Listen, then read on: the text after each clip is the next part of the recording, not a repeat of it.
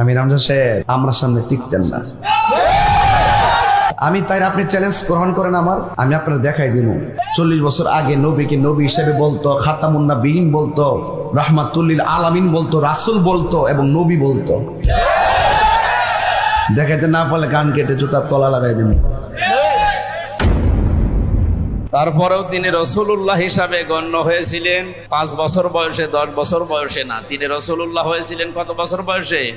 40 বছর বয়সে। যে জিনিস পেয়ে তিনি রসুল হলেন তার নাম কোরআন। তার নাম কি? কোরআনে কারিম নাজিল হওয়ার আগ পর্যন্ত তিনি মোহাম্মদ ইবনে আব্দুল্লাহ হিসাবে পরিগণিত ছিলেন এলাকাতে।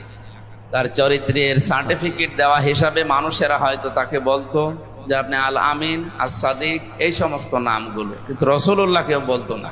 রসুলুল্লাহ হওয়ার আগে 17 বছর বয়সে একটা সংগঠন বানিয়েছিলেন, ইলফুল ফুজুল, শান্তির সংঘ।